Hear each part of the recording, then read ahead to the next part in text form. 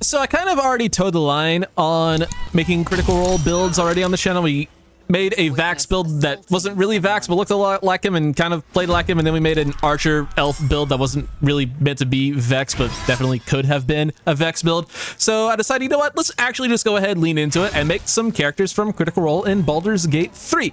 And I say characters because you can't make one of these characters without making the other one. And what's more fun than being good? Being just downright evil and villainous. So we're making probably my two favorite villains from all of Critical Role media. We are making a build centered around the Briarwoods, both Lord Briarwood and Lady Briarwood. This is going to be a ton of fun, and I should say on the outset of this video, there will be slight spoilers for Critical Role Campaign 1 as well as The Legend of Vox Machina. So if you haven't seen either one of those things and you're currently, catching up on that, or if you haven't got to the Briarwoods part of that yet, then thank you guys for watching. I'll see you all in the next one, but make sure you come back after you have caught up. That being said, though, for those of you who either A, have no clue what I'm talking about, or B, have already seen those parts of Critical Role and or The Legend of Vox Machina animated series on Prime, not sponsored, but I mean, could be.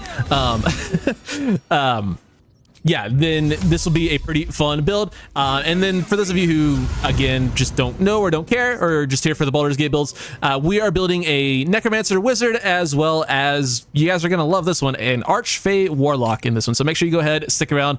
This is a pretty fun, very fun build that actually I did not think was going to be as cool as it ended up being. It's pretty straightforward in terms of the level up process and levels that we end up taking, but these builds end up playing incredibly well together. There's a ton of synergy here just inherently between the classes, and then you couple on all of the roleplay elements of them being just an evil duo that is just, I don't know, it's just a ton of fun, and I ended up having a great time making this one. So if you guys do end up enjoying it, if you're a fan of the Briarwoods, go ahead, drop a like, drop a sub, and let me know what other characters from Critical you think I should build, or other D&D shows, or other just media in general. If you think I can make a good crack at a build, go ahead and let me know in the comments down below if you'd like to see me have at it. That being said, I'm going to go ahead, get on into the build. So you guys for watching, and yeah, I don't know why I keep trying to outro. This is the outro of the video. There's like still most of the video to go. I'm going to stop talking now. Bye.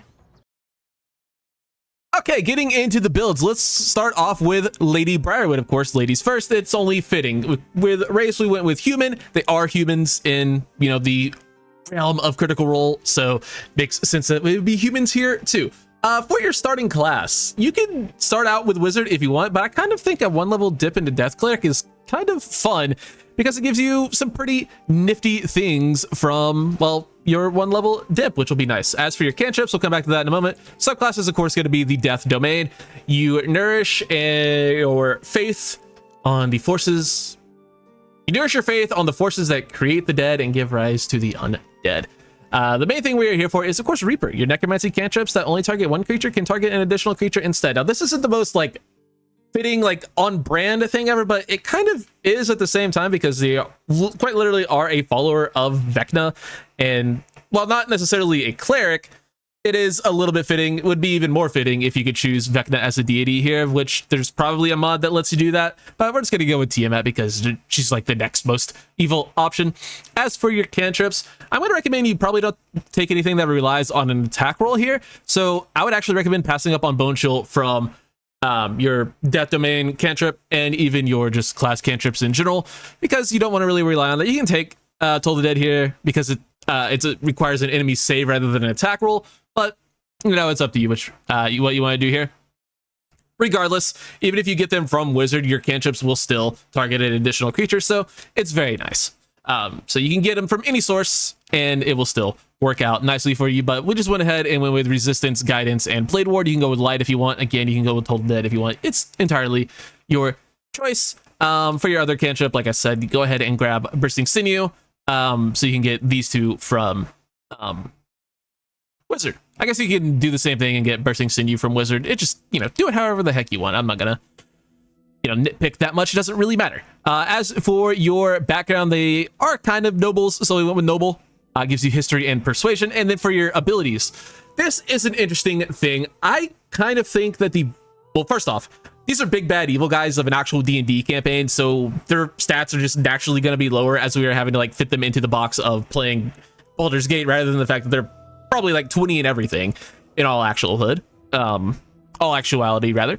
You can't really do that here. So what I'm going to recommend you do is play through the early game with something along the lines of this. Now, I know it's freaking Lady Briarwood. There is no way in hell she has anything lower than like a 20 charisma and a 20 wisdom. But like, again, we're playing a video game here. We have to fit within the parameters that we're given. So I'm going to recommend you play through the early game with a bit of constitution and then, you know, just put your last 2 points wherever. But I am going to go ahead and say you probably want a 16 in dexterity, and it just feels fitting that Silus would let his lovely wife have the hag's hair to get up to that 18 intelligence. So we'll go with the 17 there.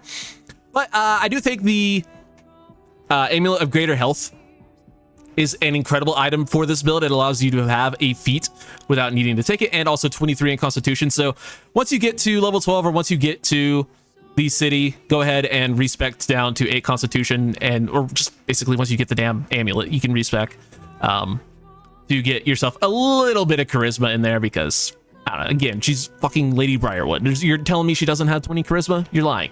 But you know, you gotta do what you gotta do for the sake of the game. I think this is probably the best in-game stat spread, and then again, play through most of the game with 14 Constitution and lower charisma and wisdom, and let Silus do a lot of the talking. That is your level 1 build. Let's go ahead and get into the rest of it. And at level 2, we are immediately going to be jumping out of wizard, or out of cleric and into wizard. Now, again, I should have pointed out, I did the best I could with the hair. Like, it's listed as like dark brown or dark auburn hair on the wiki, which is like dark reddish brown. None of the things really work.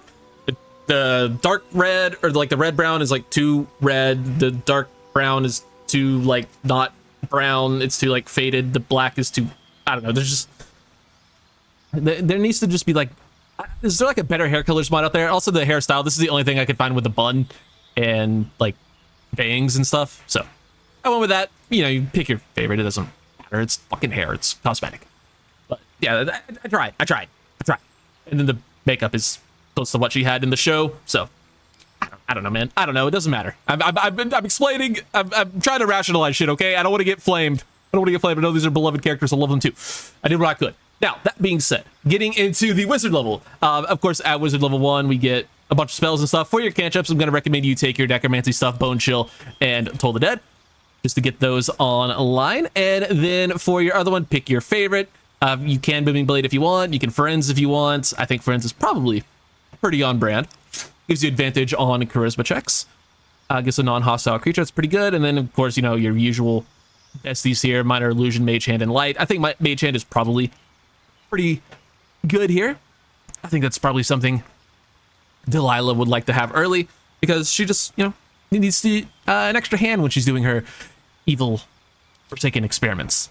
As for your learned spells at this level, again, you are a wizard. You're going to be picking all these up. You're going to be playing Pokemon. You're going to be collecting these all throughout the game. But for your early game choices, I recommend taking Mage Armor, because you are going to be wearing clothing with this build.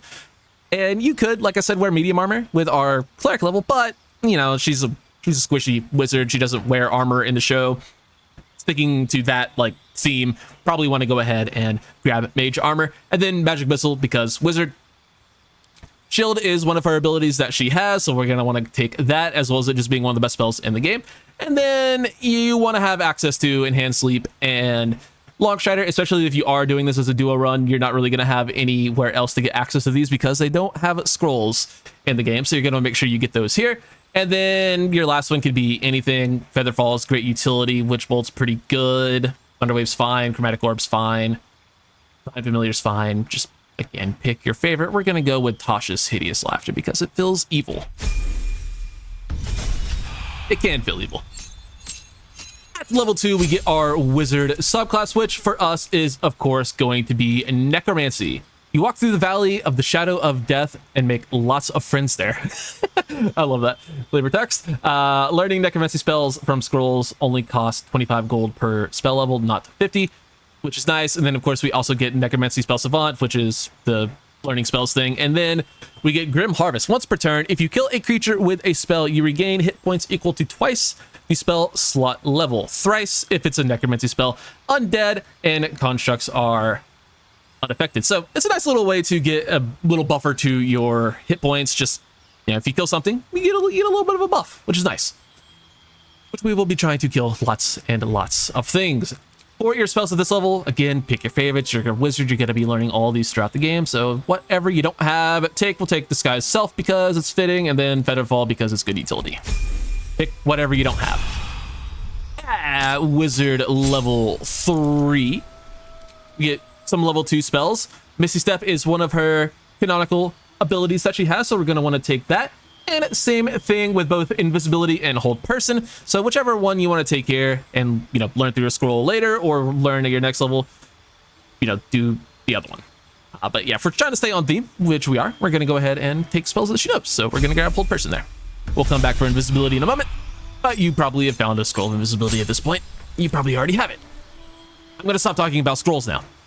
For your cantrip at this level, I'm going to recommend grabbing Ray of Frost because there is a very strong kind of theming between cold and necrotic damage, and it's just also one of the best combat cantrips. It gives you a little bit of a debuff to the enemy's movement speed, which is always good to have. And then for your learn spells, make sure you grab whichever one you did in between hold person and invisibility, and then you can kind of pick your favorite here with your other one. Blur is quite nice, but we will have that effect from an item. And then Mirror Image could also be quite nice because we're a squishy wizard and getting more AC is never a bad thing. So let's go ahead and grab Mirror Image. And for your feat at this level, we're going to go ahead and take an ability improvement, which will get our intelligence up to a 19 with Ethel's Hair, which our loving husband Silus is so graciously given her. She will hit 20 intelligence. And then at wizard level 5, she gets a level 3 spells, which are phenomenal, of course. Some of her known spells at this level that she has in the game are Counterspell and Haste. So those are 2 great spells to go ahead and grab right off rip because they're A, 2 of the best spells in the game, and B, 2 spells that she canonically knows. So definitely worth having. Other options we'll get to in a moment, but for now, we head on to wizard level 6, where you might have said, JB, why aren't you taking Animate Dead? Well, we get it for free at the next level. And again, yeah, if you have the scroll, whatever. I said I was going to stop mentioning, but you get Undead Thralls, additional Undead. When you use Animate Dead, you can raise an additional corpse. Just nice. That's good to have. And then you also get better summons. Creatures created with Animate Dead have additional hit points equal to your wizard level, and your proficiency bonus is added to their damage. That is very good. And then Undead Thralls, Animate Dead. Get a level 3 necromancy spell, create an undead servant from a corpse. The target must be medium or small corpse, and this is always prepared. So yeah, you don't have to worry about preparing it. It's always prepared. It's always there for you. And then at your this level, you get 2 more level 3 spells. You can grab Vampiric Touch. It's very fitting. Undead Vampire duo. That's on theme. Sleet Storm's quite good. You're a wizard. Fireball's good. Sleet Storm is... Did I mention that? I think I just mentioned that. Whatever. Lightning Bolt's good. Confusion. Fear. You're going to have a lot of these from scrolls, like I already mentioned. But we're going to go with Vampiric Touch and Fireball because that's the 2 I like. At Wizard 7, we get ourselves a couple of more spells. And the main one we're going to want to grab here is, of course, Blight. Big FU necromancy spell. And then another spell that she canonically knows and uses quite a bit is Dimension Door. So we're going to want to grab that as well. Stay on theme. At Wizard level 8, we get ourselves another feat as well as 2 more spells. So for your feat at this level, there are a few options. You can, of course, bump your dex up, or if you're playing through the early game, if you want to take Constitution here, you can to get a little bit of extra con. I don't really think it's necessary to take either one of those though, and instead what I would recommend you do is either take alerts because it's broken. Tough is quite good. We don't need War Caster because we'll get that from an item, but the main one here that I think is actually quite good is going to be Dual Wielder. Yeah, you can use a shield with this build if you remove a certain item, but I kind of like having Dual Wielder to use 2 staffs to get both the passive and offensive buffs from multiple staffs is quite good because wizard staffs are broken. You could use 2 weapon fighting even if your weapons aren't light, and you get a +1 bonus to your armor class while wielding 2 melee weapons, or a melee weapon in each hand. You can dual wield 2-handed weapons. So yeah, it works with staffs and it is quite strong, and that is what we're going to go ahead and take here.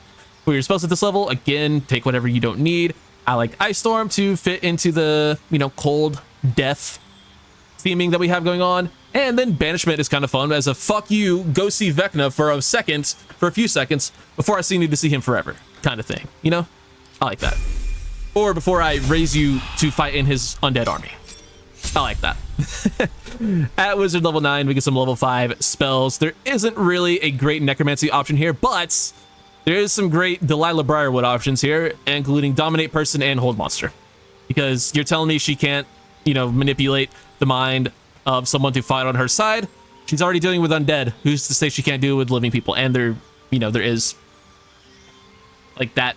They do kind of show those abilities in the show, so only fitting. And then, of course, hold monster is great as well. Conjure Elemental's great. Cone of Cold, we're going to come back for, but yeah. Can't go wrong with any of these abilities.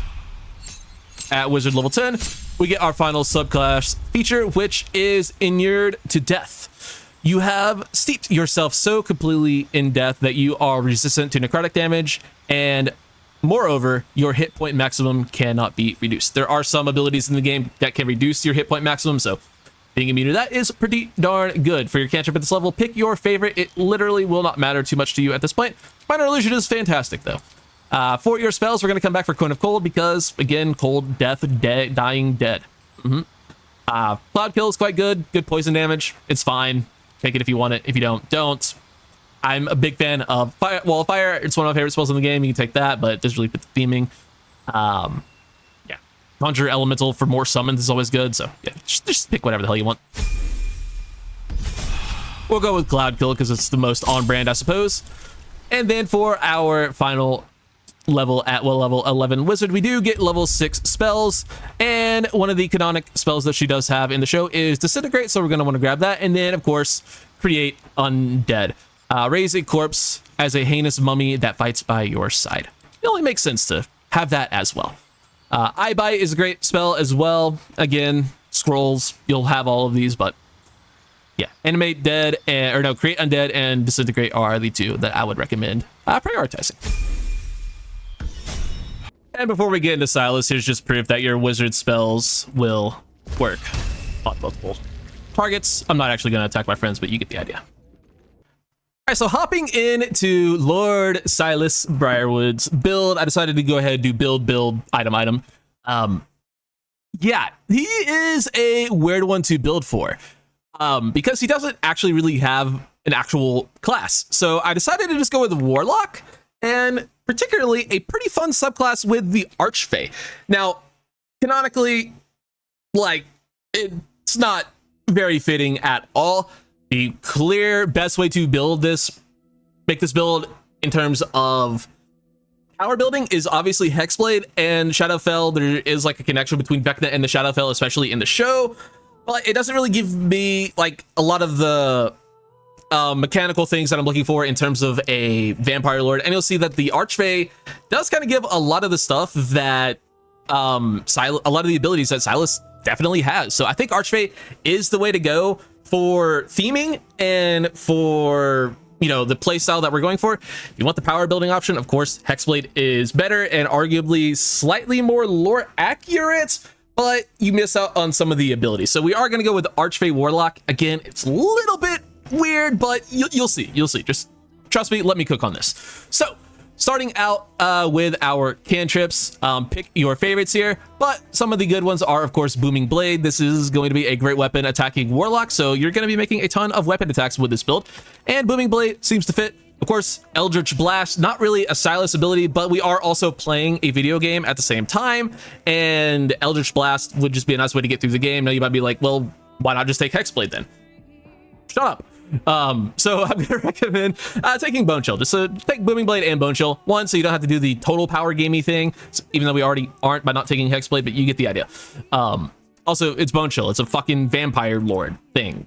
It fits. And then going into our subclass, like I said, we are taking the Archfey, graced by a lady or lord of the Fae, or, you know, the undead realm, whatever. Same thing. You are imbued with all the sumptuous and scary qualities of your patron's extraordinary realm, which that last little sentence kind of fits, and this ability definitely fits. Charm or frighten nearby foes with the Feywild's beguiling, disturbing magics.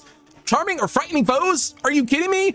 That is literally what Silus does. He is a charmer. He is a deceiver. He is someone who you would definitely intimidate and fear you, or you would be fearful of. That is something that he would do.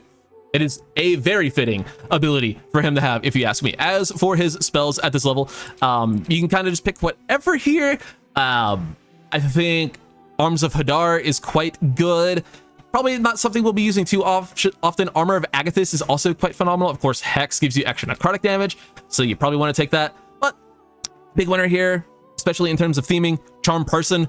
Charm a humanoid to prevent it from attacking you. You gain advantage on charisma checks and dialogue. I mean, you don't have to take it if you don't want to mechanically, but in terms of lore and what we're going for, yeah, definitely fitting. I went with, I guess Acolyte kind of fits for them as well, but I meant to say Noble. It doesn't really matter. In terms of your starting abilities, I'm going to say 16 charisma and 16 in dex. Just a pretty standard warlock spread here. 14 in con, all make sense to me. So let's go ahead and get things on with the rest of the build. At warlock level 2, we get another spell. You can take Arms of Hadar, you can take Armor of Agathis, whatever floats your boat. I quite like Arms of Hadar. I quite like Armor of Agathis here. It makes a little bit of sense. We're doing the kind of like cold theming with Delilah. Why can't we do the kind of cold theming too with Silus? Why not?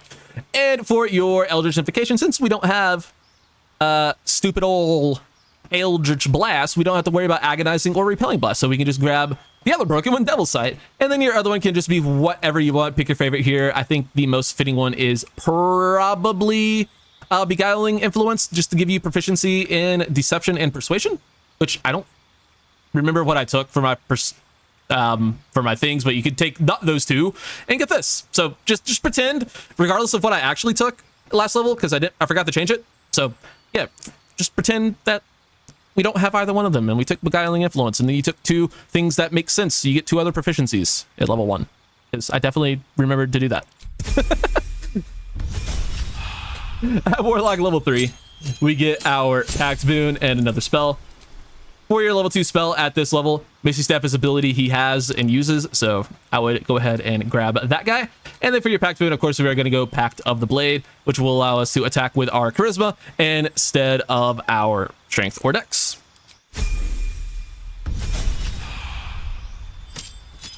At Warlock level 4, we get ourselves a new cantrip, a new spell, and a new feat.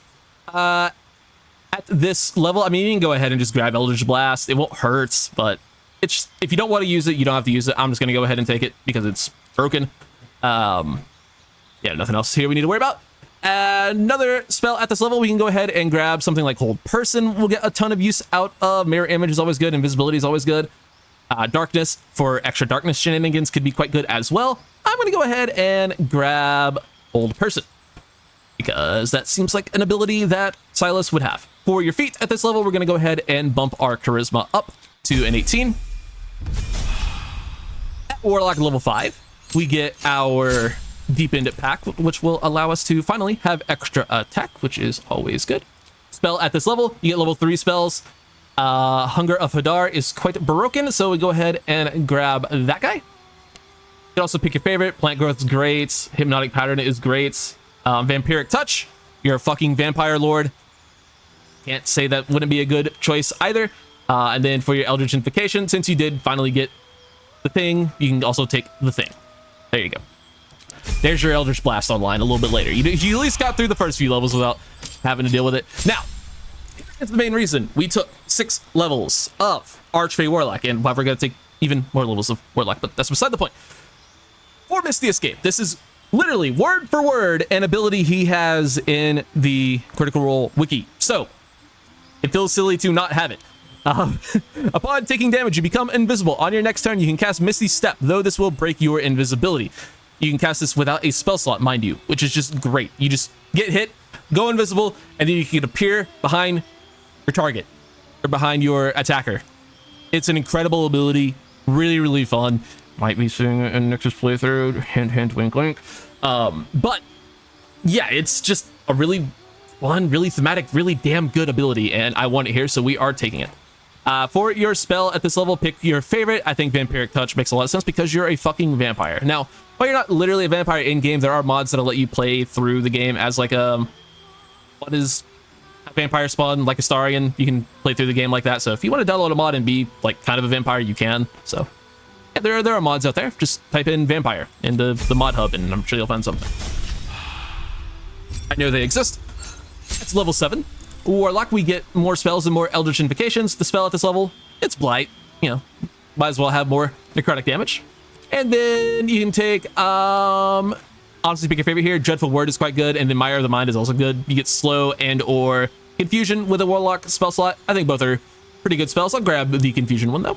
And since we're Warlock, we're always casting our spells at the maximum level, so you have to worry about, you know, Slow being a level 3 spell and Dreadful Word being a level, or Confusion being a level 4 spell, because you would always be casting a level 4 version of Slow anyway.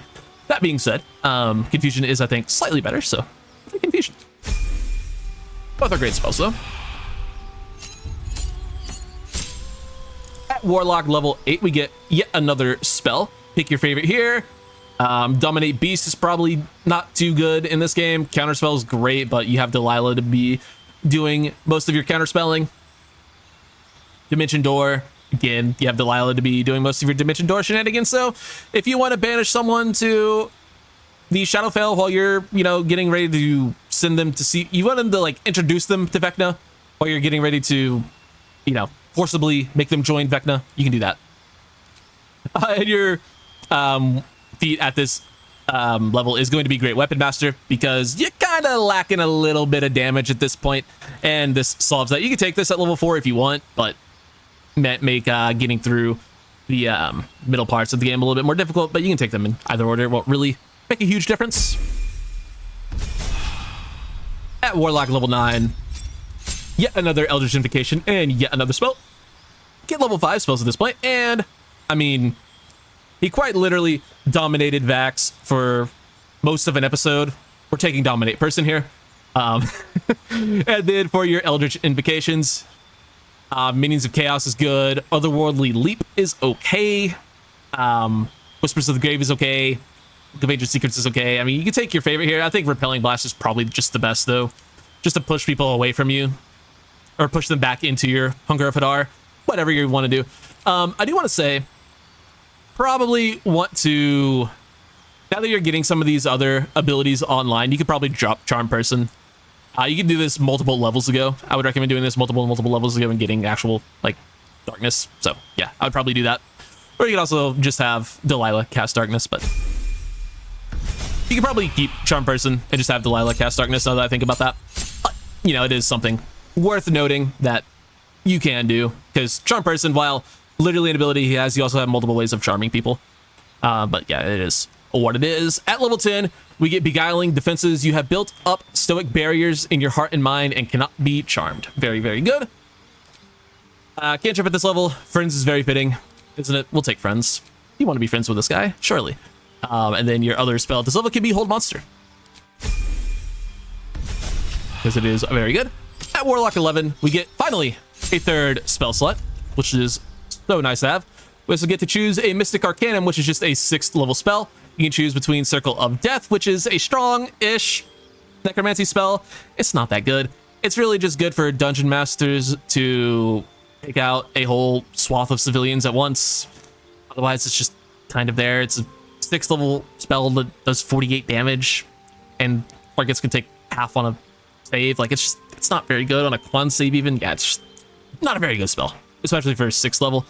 If that were a 4th level spell or something, it'd be great, but as a 6th level, especially in Baldur's Gate when those are so rare, yeah, no take.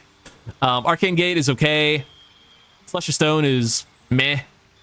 Create Undead could be useful. Obviously, you are, you know, the servant of Vecna. Would make sense to have, but we can get that a different way on this build. I think Eye Bite is probably the way to go. Your eyes become black corridors walled in teeth. Your gaze capable of inflicting dread, sickness, or putting creatures to sleep.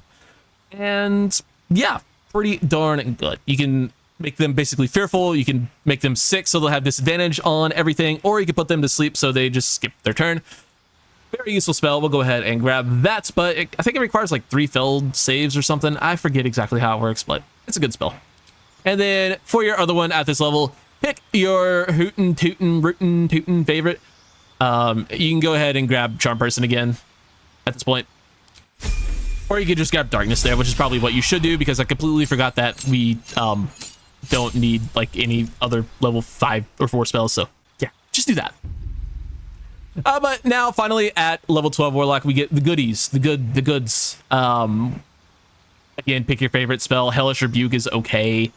Plague Growth is decent. It's a non-concentration option that lowers movement speed. Greater invisibility.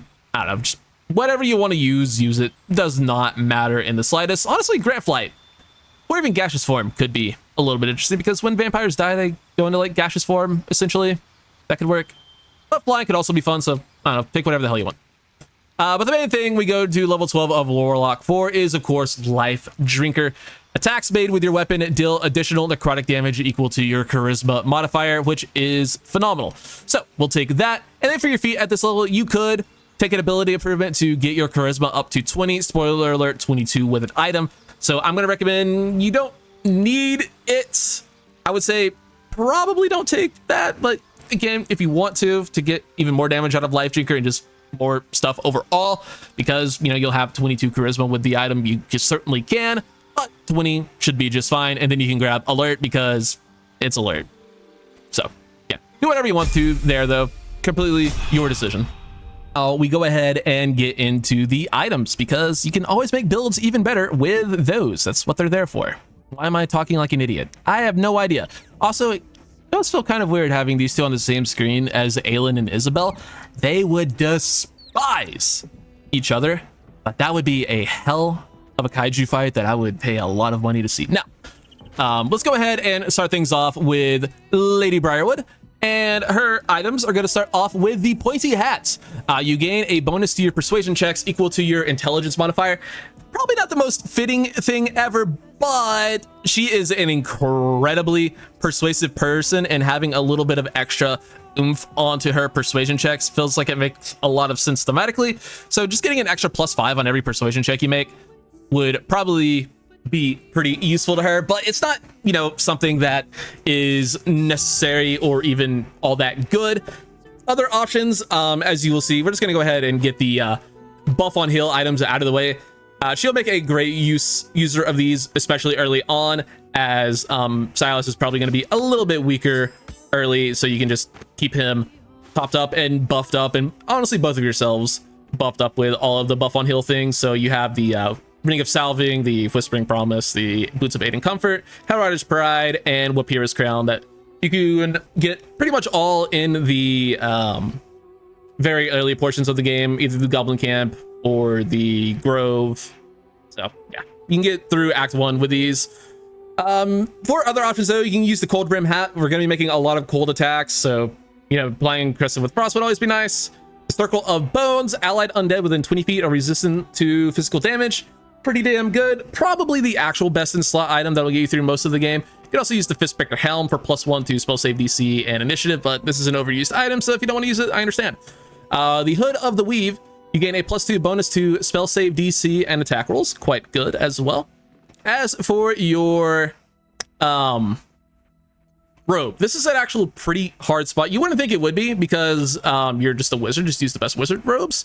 But, you know, we care about fashion here, at least a little bit. The Briarwoods definitely care about fashion. And I think this robe looks very good. That we have the Robe of Supreme Defenses. While concentrating, you add your spellcasting ability modifier to your saving throws, and you get a +1 bonus to your armor class. So while you're concentrating, you have a 20 AC, and it'll be even harder for you to fail your spell saves. So it's not the best option, but it is an option. Also talked about the Hood of the Weave +2 to spell save DC and attack rolls. Very, very good. Probably the actual best, you know, in-game option, but yeah, it's not exactly a great mini option for, you know, looking good and also being mechanically good.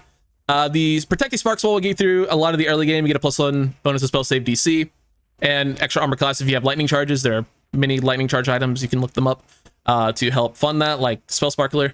Other option, you have Viconia's Priestess Robe. They look pretty damn solid. I mean, they look very damn solid, but not quite the elegant vibe, or as elegant of a vibe that the Briarwoods give off.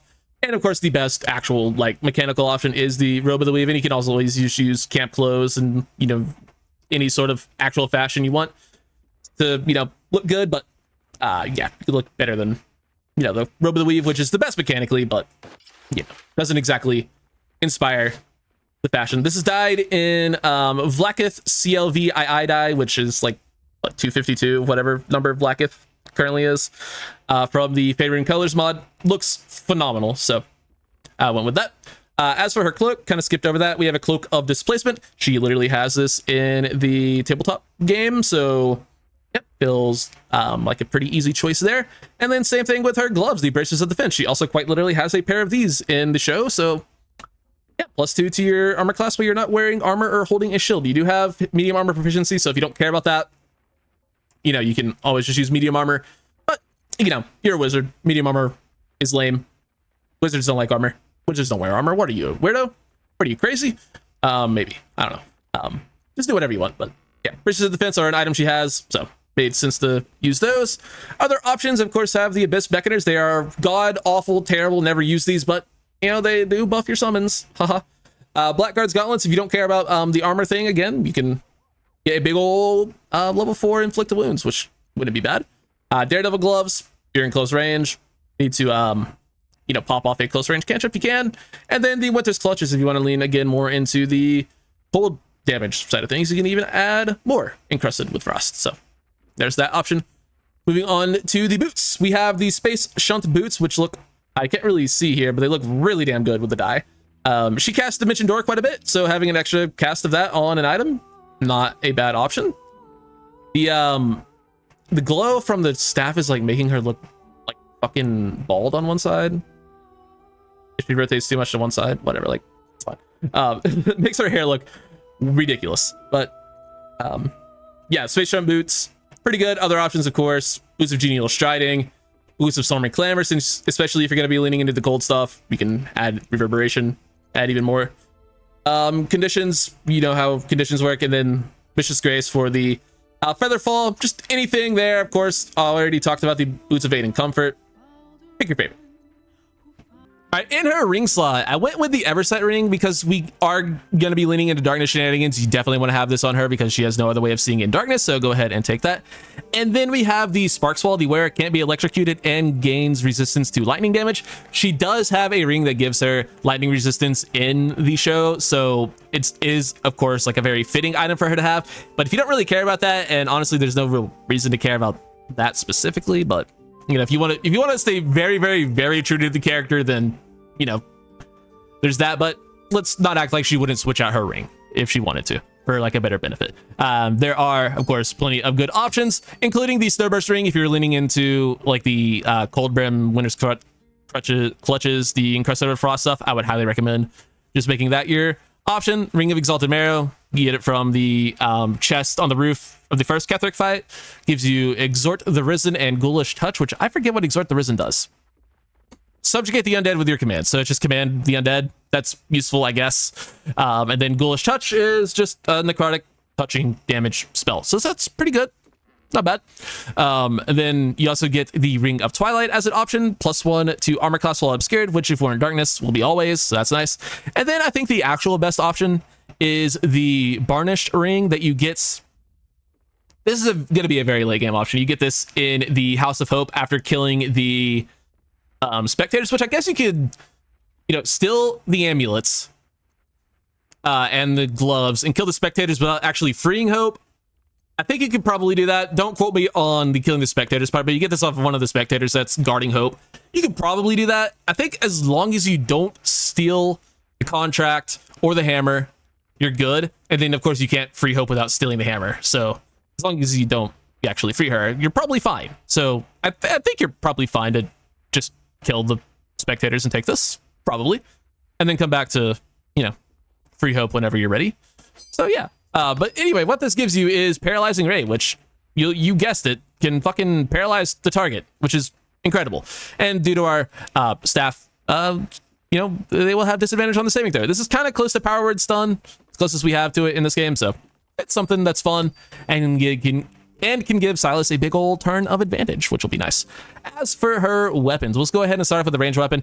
It's just the Hellrider longbow for the passive +3 bonus to initiative. You'll never make attacks with this, but getting +3 to initiative is quite good. You can also use above awareness for +1 to initiative early on. And then the big hitters here are, of course, going to be her staffs. starting off with the Staff of Cherish Necromancy. This staff gives you heightened necromancy. Creatures have disadvantage on saving throws against your necromancy spells, which is unbelievably good. You can get this as soon as you get to the city and you do the quest line for the artist, as well as the it's connected to that. It's the necromancer guy. You have to like find his, you know, summon guy and his heart and his, I forget his name. I literally have only ever done the fucking quest to get the staff for this specific save file. It's just something I've always glossed over, but yeah, you get it from the fucking necromancer dude in the city. Whatever. You also get Life Essence Harvest. When the wielder kills a hostile creature with a spell, which you also get tons of buffs for just for being a necromancer, they greedily absorb its energy and gain life essence until their next long rest. What does life essence do, you might ask? Well, affected entity has absorbed a creature's essence. It can use that essence to cast any necromancy spell without consuming a spell slot. That's just really good. That's just really good. So, you know, that's a thing that we get. Just the ability to basically have Arcane Battery from Kreska's favor for free. Well, it's for not for free, but for, you know, just another way of getting a very similar effect. It's very good. And then on our other hand, we have Woe, which you get from Cazador. You get a +1 bonus to spell save DC and attack rolls, which is just incredible by itself. And then you get Arcane Vampirism. When the creature affected by your spell fails any associated saving throws, you regain 1 to 4 hit points, and you also get a free cast of Blight. Very strong, obviously, to Act 3 staffs, but there are some quite good staffs to get you through the early game. Mel's First Staff gives you +1 bonus to spell save DC and attack rolls. You get this in the Underdark. You can get the Staff of Arcane Blessing from the Tower in the Underdark. You can also get the Spell Sparkler from Counselor Floric at Joaquin's Rest. Then, of course, Marka Heshker is great. And then she does have a wand that casts fireballs in the show, and the staff can cast fireballs. So another way to cast fireball. Also gives you resistance to fire damage. You get this from the Quartermaster at Last Light Inn, so you can get that pretty early on. Probably replace one of these guys with it if you want to. But yeah, there's a ton of great options for staffs. Overall, what you're getting out of Delilah is just a ass ton of necrotic damage and all of the good fun stuff that a wizard gives you, with the ability to summon a lot of things and get a lot of buffs after you kill something. So let's move on to Silus Brierwood, shall we? So Silus, starting things off with his helmet, he has the Birthright. You get a +2 charisma up to 22, which is just great. Obviously a very late game option, but you know, until the late game you can use whatever in this slot. Haste Helm is a good one. Obviously, Diadem of Arcane Synergy will give you extra charisma damage whenever you inflict a condition, which you can do with Whipping Blade. You can do with all sorts of other things. Also, I should probably go ahead and do that so we can, you know, make sure we're proficient with our weapon. Makes sense. Oh, another thing. I didn't forget about the To Death Do Us part, and then After Death Do Us part, and the True Love's Caress and True Love's Embrace. I didn't forget about the Lover Rings, I guess they are just Lover Rings. They're just kind of bad. Also, I don't have After Death Do Us part. After Death Do Us part is good. I guess Till Death Do Us part is okay as well with Beacon of Hope, but you know, they're fine. And then these 2 rings allow you to cast Warding Bond on the wearer.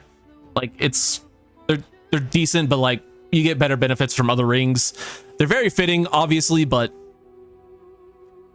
also kind of bad. So use them if you want to, but they're not like necessary even a little bit. So getting back to the Diadem of Arcane Synergy, where he talks about Helmet of Arcane Acuity. You are a weapon attacking warlock. What do you think is going to happen with your bonus actions? Yeah, you're going to be able to do a lot of disgusting things with your bonus action.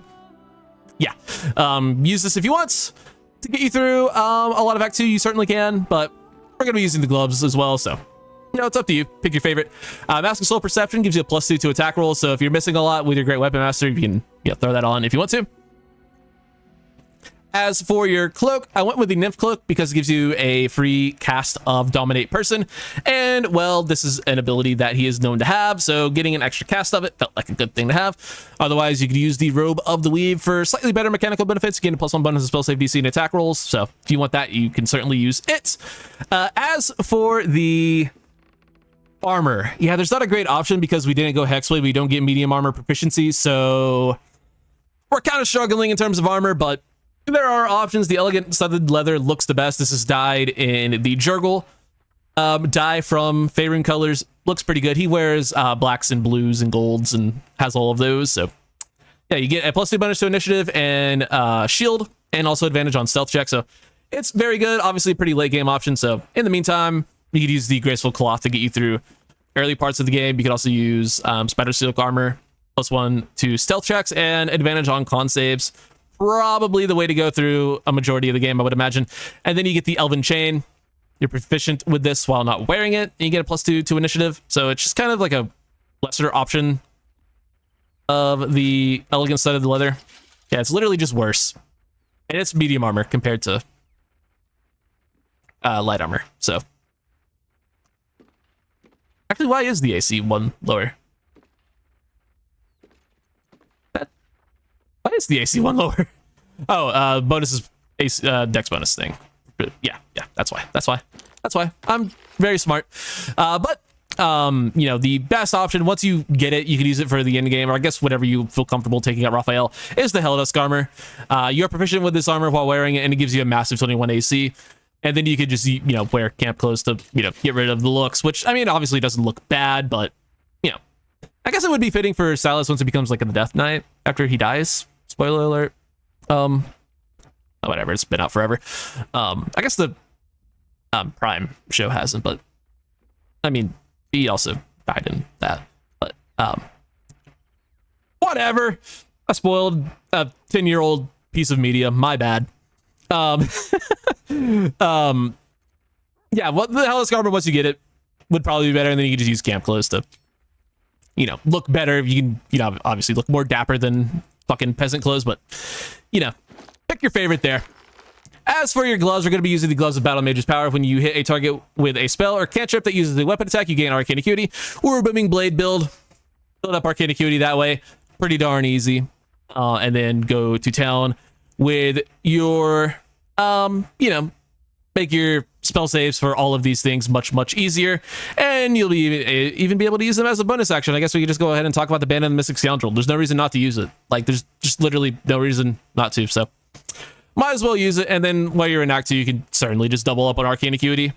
Yeah, just certainly double up on Arcane Acuity through a majority of Act 2 until you get to the city and get Birthright. So yeah, you're going a little bit silly with Arcane Acuity here, but you're a weapon attacking warlock with squishy AC and not a ton of else going for it, so might as well abuse a broken mechanic while you can. As for your boots, we have the Disintegrating Nightwalkers, which are, of course, just one of the best boots in the game, but they are pretty good here as well mechanically, as it gives you a free cast of Misty Step, an ability he is known to have, and then you also can't be enwebbed, entangled, ensnared, or slip on ice, which are all great things to have, especially if you are leaning into the ice stuff with Delilah. And then you can use the evasive shoes for extra AC or armor class. You can also use those on Delilah, and then you can get the Helldusk boots later on for a Misty Step that does fire damage and all the other goodies that it comes with. For the rest of the equipment slots, though, we have the Unflinching Protector Amulet. This is probably the most like thematic choice, and it's also very good mechanically as well. Gives you unflinching protection. When a nearby ally is targeted by an attack of any kind, you can use a reaction to make that attack automatically miss. This effect can only be used once for a short rest, so it's a one and done type thing, but it is a very useful effect to have, especially if you know Delilah is about to take a lot of damage from something. You can make sure she doesn't take any and keep her concentration up, keep whatever you need to up, just keep her up in general. Very fitting ability, very nice thing to have. But, you know, if you are exhausted on short rests or, you know, are using something else, there are some other good options as well. The Amulet of the Wave Rider isn't great, but does give you Ride the Winds, which, you know, Vampire can turn in like the Mist form, especially when it dies. You can roleplay it as bad if you want to, so, you know, you can have that if you want it. More of a roleplay option than anything, but Amulet of the Harpers for another cast of Shield is good, and then Amulet of Misty Step for another cast of Misty Step, also good. Shocker, I know. And then the ring slot, we have the Cryptolord ring, which gives you a level 6 cast of Create Undead, so you can both create undead things. You can give this to Delilah if you want, but I don't know, I felt like them both having an undead summon would be pretty cool, and you can kind of like flavor that is, oh, hey, there's their lover's ring. It's like their wedding ring. They can both create undead with their whatever. It's something. It's something. Other options, though, you have the Ring of Arcane Synergy. When you deal damage with the cantrip, Booming Blade, you gain Arcane Synergy, which just adds your spellcasting modifier to the damage of your weapon. Very good. So just even more charisma damage added on to your weapon attacks. And then you get the Strange Conduit Ring if you're concentrating, extra psychic damage. Ring of Free Action, you're ignore the effects of difficult terrain and cannot be paralyzed or restrained. And then Ring of Protection for AC and saving throw. You're a little bit squishy, so we have that. As for your weapons, in the range slots, we have the bow, Darkfire Shortbow. Gives you resistance to fire and cold damage and a cast of haste. Mostly here for the resistances, but if you want to use haste, of course you can. Never a bad thing to have. Bow of the Banshee, one of my favorites, of course. You know, you can inflict frightens. He's a fearful guy. He's a scary guy. And then the Dead Shot is here just for the passive benefit if you want to use that. Probably the actual best thing to put there, but it's up to you. And then for the weapon, we have the Sword of Chaos. A very fitting build. We can't quite get anything like Craven Edge, which drains the user's, or drains the target's strength and then like gives it back to Lord Briarwood. So that's how he's able to build up so much strength. But we're kind of, you know, doing the similar thing with like charisma. So we're just attacking with our charisma, whatever. On a hit, you regain 1 to 6 hit points. It's pretty damn good. Pretty damn good. And I'm pretty sure it also does necrotic damage if I'm not mistaken, or is that, yeah, it does necrotic damage. I thought so, because like this isn't giving us necrotic damage. Would it give us necrotic damage if it was equipped? I'm confused. Where's that coming from? Let me just make sure. Okay, yeah, no, it does do necrotic damage. I thought so. I was like 99% sure it did, but yeah, you can do a little bit of extra necrotic damage with it, and you know, heal yourself for a little bit of hit points. You're just kind of life drinkering that way too. And then the other option I have here is the Sussur Greatsword. It silences targets on a hit. Your targets or your people can't hear your enemies or your targets or your victims scream while you're turning them undead, which I guess would help take over an entire city in a way. So yeah, I kind of fumbled my words through that. I'm not used to talking a lot. I'm real bad at word. I know do word good, me no word well, unfortunately. Overall, what you're getting out of this build is just a ton of weapon damage and the ability to inflict a ton of fear, a ton of not able to move. That doesn't make sense grammatically. But yeah, you're really just spreading charm, spreading fear, spreading, you know, disease even. Like, it's a very fitting, very thematic build. And I think it actually kind of ended up working out a lot better than you probably thought it would when I said Archfey Warlock. Admit it. Yeah, let me know what you think of these builds. Let me know if you think I did a decent enough job building these two characters. I know they're very beloved characters, and I probably didn't do the best job building them, but you can only do so much with big bad evil guys in Baldur's Gate 3. That being said, I'm going to go ahead and get on out of here. I do appreciate you guys watching, and I will see you all in the next one. Take it easy.